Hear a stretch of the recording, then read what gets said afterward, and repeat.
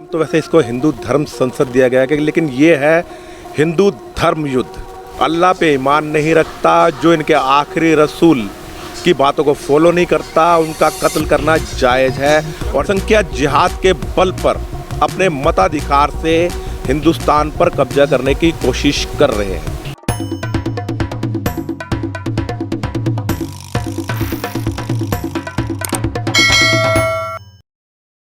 नमस्कार, मैं कोमल नरेश, आप देख रहे हैं नवरोशन न्यूज़ चैनल।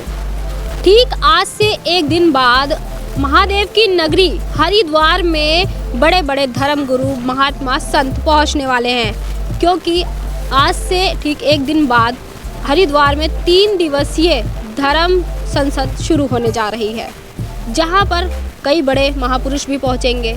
लेकिन इसी को लेकर आज हम पहुंचे हैं हिंदू स्वाभिमान संगठन के दिल्ली एनसीआर प्रभारी राजेश भसीन जी के पास, और इस विषय पर चर्चा करेंगे कि आखिर हिंदू धर्म संसद की ज़रूरत क्यों पड़ी। सर, स्वागत है आपका चैनल पर। सबसे पहले आपका धन्यवाद, आपके चैनल का धन्यवाद, नवरोशन न्यूज़ का, कि आपने मुझे इस लायक समझा और मेरा इंटरव्यू लेने के लिए यहाँ।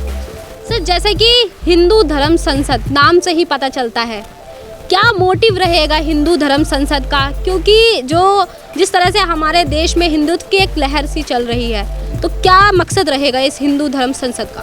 सबसे पहले मैं आपको बता दूं, नाम तो वैसे इसको हिंदू धर्म संसद दिया गया है, लेकिन ये है हिंदू धर्म युद्ध। क्योंकि जब भी अन्याय के खिलाफ कोई आवाज़ उठती है तो उसको युद्ध का रूप दिया जाता है। हमारे जितने भी हमारे वहाँ प्रवक्ता आएंगे, आप देखिएगा, वो हिंदू धर्म के बारे में बताएंगे, सनातन धर्म के बारे में बताएंगे, कितना विशाल और प्राचीन हमारा सनातन धर्म था। और जो आपको बता रहे हैं, जो इस्लामिक जिहाद जो चल रहा है पूरे विश्व के अंदर, आज सब लोग त्राहिमाम कर रहे हैं, चाहे वो IS हो, बोको हराम हो, कोई भी हो।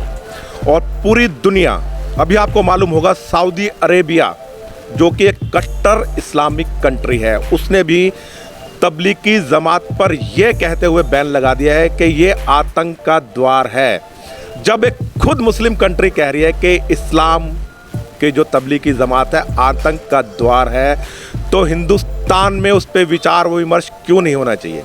और इन्हीं सब बातों को लेकर ये धर्म संसद कह लीजिए या धर्म युद्ध का एक ऐलान होने जा रहा है धर्म नगरी हरिद्वार में। अच्छा, जैसे कि बात करें सर, जिस तरह से धर्म संसद चलने वाली है, इसमें कितने बड़े बड़े महापुरुष शामिल होने वाले हैं?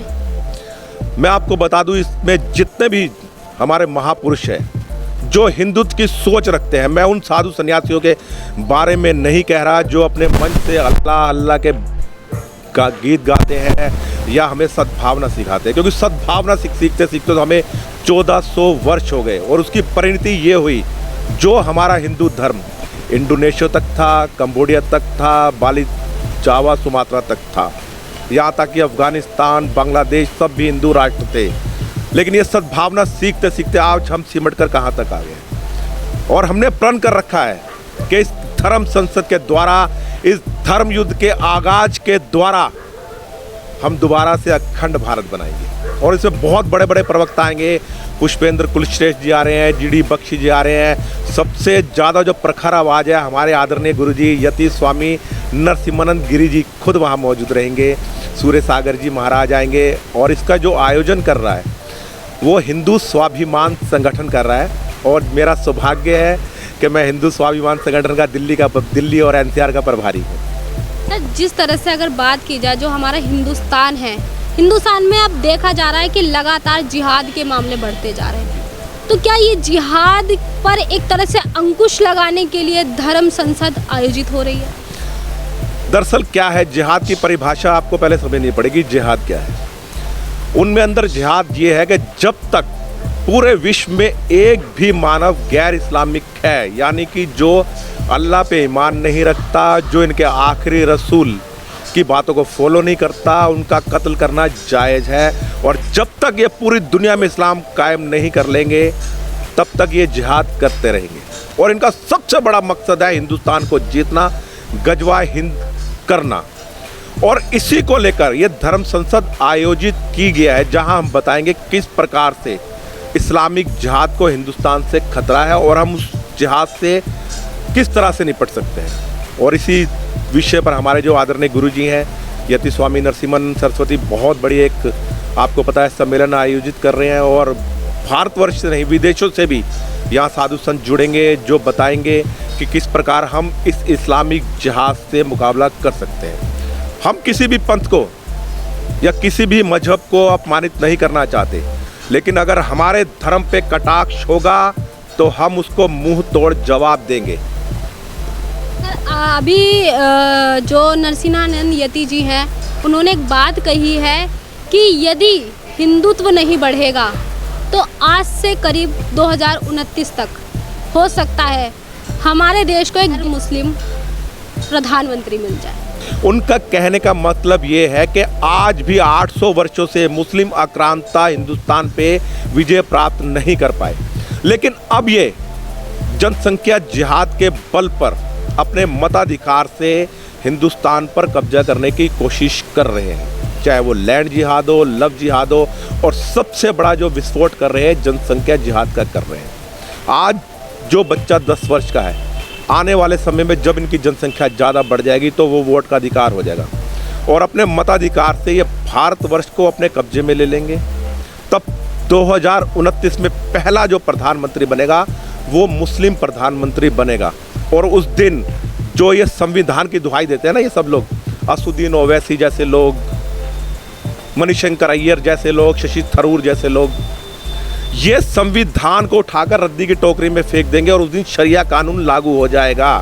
और शरिया कानून में क्या होता है ये आप सबको मालूम है, जहां औरत को दोयम दर्जी के बताया जाता है, आदमी के मतलब व्यक्ति के आधे हिस्से के बराबर उसको दिमाग बता देगा, औरत को आधी आबादी को ये नर्क में धकेल देंगे। जिस तरह से तालिबानियों ने ना औरतों के सारे अधिकार खत्म करके उनको एक काले लबादे से ढक दिया। जो महिला एंकर थी तालिबान ने उन पर भी एक तरह से बुरखे को पहनने का वो लगा दिया था। दरअसल क्या है कि मैं बता रहा हूँ ये बुरका कहाँ से चालू हुआ। मैं थोड़ा सा एक कटाक्ष भी करना चाहूँगा। मोहम्मद साहब ने अपने जीवन में 12 शादियाँ करी और ज़्यादातर शादियाँ उन्होंने 50 वर्ष की उम्र के बाद करी। और एक बुजुर्ग व्यक्ति को एक डर भी हो जाता है कि मेरी जो पत्नी है, नौजवान है, किसी और व्यक्ति को इसको ना देख पाए, तो उन्होंने एक बुरका प्रथा चालू करी थी और उसी को ये जितने भी ना तालिबानी, ISI, बोकर, हम सब फॉलो करते हैं मोहम्मद को। और जिस दिन व्यक्ति हो सबको मालूम पड़ जाएगा, इस्लाम को मानने वालों को, जो मोहम्मद के अनुयायी हैं, कि मोहम्मद का चाल और चरित्र क्या था ना, ये सब अपने आप घर वापसी करेंगे। जैसे कि जितेंद्र नारायण सिंह त्यागी जी ने करा है, वसीम रिजवी साहब जिनको कहते हैं, और आपको मालूम होगा मलयालम के एक बहुत प्रख्यात प्रोड्यूसर डायरेक्टर हुए अकबर अली, जब जनरल CDS रावत जी के खिलाफ वहाँ पर अभद्र टिप्पणियाँ की गई तो उन्होंने भी इस्लाम को त्याग दिया है। वो भी हरिद्वार में आ रहे हैं और अब आने वाले समय में उनका नाम भी नरसिंघम होगा। अच्छा, अभी जानकारी मिली है कि ये जो धर्म संसद चलने वाली, इसमें 40 लोगों की घर वापसी होने वाली है। क्या 40 कितने हैं? इसमें 4000 लोगों की घर वापसी हो रही है। ये तो मैं आपको कम आंकड़ा बता रहा हूँ, हो सकता है आंकड़ा कहीं इससे ऊपर जाए। अभी हम ये आपको पूरा बता नहीं सकते क्योंकि कुछ हो सकता है इस तरह की कार्रवाई हो जाए या बाधा आ जाए, लेकिन मैं जो बता रहा हूँ कम से कम 4000 लोगों की घर वापसी होने वाली है। आंकड़ा इससे कहीं बड़ा है, वो जब आप वहाँ जाएंगे, आप कवरेज करेंगे तो आपको मालूम पड़ जाएगा।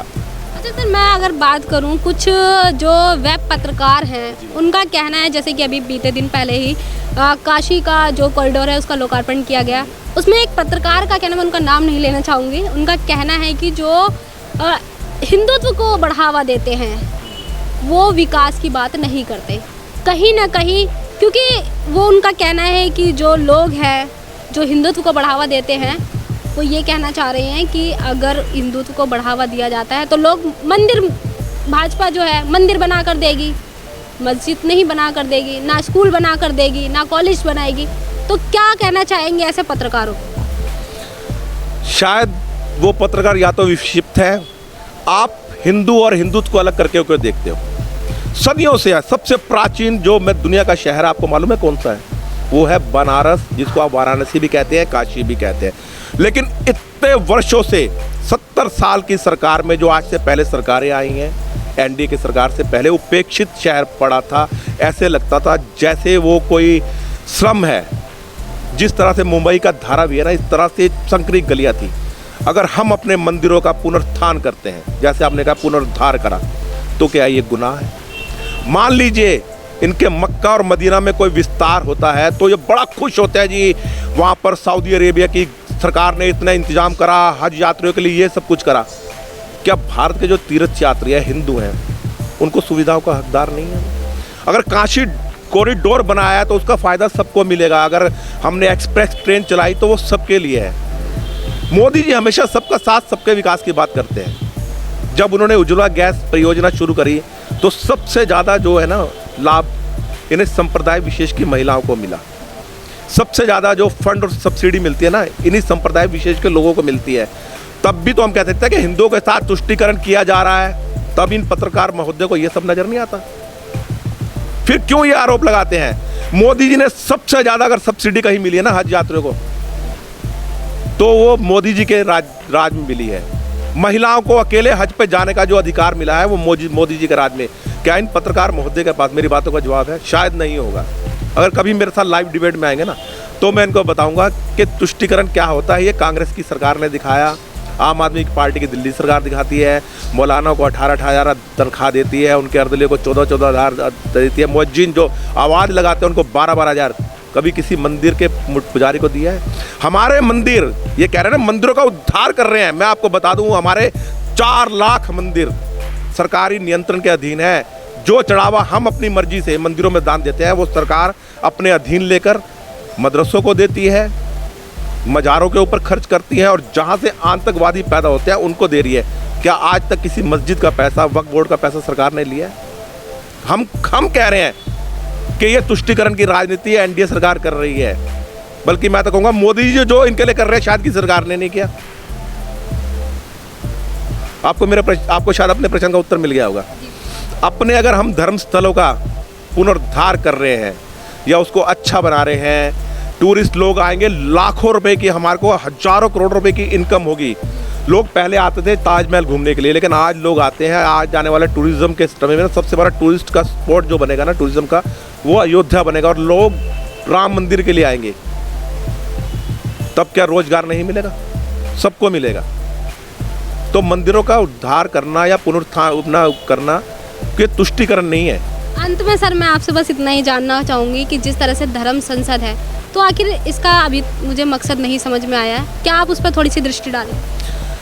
मैंने आपको जैसे पहले बताया था कि धर्म संसद का जो हमारा मकसद है, मैंने आपको बताया, हमारा सिर्फ ये लोगों को जागरूक करना कि आने वाले समय में किस तरह से हम इस्लामिक जिहाद से घिरे हुए हैं और हमें किस तरह से इस इस्लामिक जिहाद का मुकाबला करना है। जो साधारण मुसलमान है, जो देशभक्त है, राष्ट्रभक्त है, हम उनके विषय में नहीं कह रहे, लेकिन जो गद्दार हैं, जो जनरल CDS विपिन रावत के मरने पर खुशियां मना रहे थे, जो पाकिस्तान की जीत पर बम फोड़ रहे थे, वो उनको, मैं उन सबको गद्दार कह रहा हूँ। सभी मुसलमानों को मैं नहीं कह रहा हूँ, या संप्रदाय विशेष को लोगों को नहीं कह रहा। हमारे यहाँ कैप्टन अब्दुल हमीद भी हुए हैं, हमारे APJ अब्दुल कलाम भी हुए हैं, उनको साष्टांग दंडवत प्रणाम है, हम उनको प्रणाम करते हैं। लेकिन जो गद्दार देश विरोधी नारे लगाता है, ये उनको सबक सिखाने के लिए धर्म संसद हो रही है।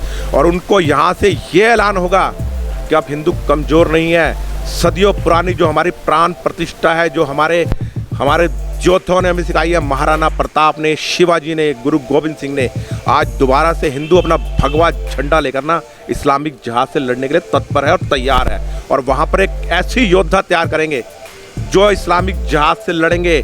अभी आपने देखा होगा, मैं लास्ट सेंटेंस से बात खत्म कर रहा हूँ, इंटरव्यू बहुत लंबा हो गया है। आपने देखा होगा ISIS ने यानी इस्लामिक स्टेट सीरिया इराक ने किस तरह से भगवान भोलेनाथ की प्रतिमा को खंडित कर पे उस पर ISIS का झंडा लगाया था। और इस युद्ध को हमें अगर इराक और सीरिया तक भी ले जाना पड़े ना, तो हम इस युद्ध को वहां तक जाकर लड़ेंगे और उन जो है ना ताकतें, इस्लामिक ताकतों को हम कुचल देंगे। और ये धर्म संसद से यही पैगाम हम देंगे कि जागो हिंदुओं, जागो, अपने धर्म को पहचानो, अपनी संस्कृति को पहचानो जो लाखों वर्ष पुरानी है। जैसा कि आपने अभी राजेश भसीन जी को सुना, उनका कहना है कि जो हिंदुत्व है वो मुसलमानों के खिलाफ नहीं, लेकिन जो गद्दार हैं, जो एक तरह से देश विरोधी हैं, जिनको ये बात समझ में नहीं आती है कि आखिर जो आप हिंदुत्व है वो किस तरह से सभी के भले के लिए काम करता है। जैसे कि अभी प्रधानमंत्री नरेंद्र मोदी ने जो काशी कॉरिडोर का शिलान्यास लोकार्पण किया है, उसमें भी हज़ारों की संख्या में लोगों को रोज़गार मिलेगा। तो ये बात आप लोगों को समझनी होगी। लेकिन इसके विपरीत अब यही देखना होगा कि जो धर्म संसद है, आखिर उसका आने वाले चुनावों पर भी क्या असर पड़ता है। कैमरा पर्सन हीरा के साथ कोमल नरेश, नवरोशन न्यूज़ चैनल, दिल्ली।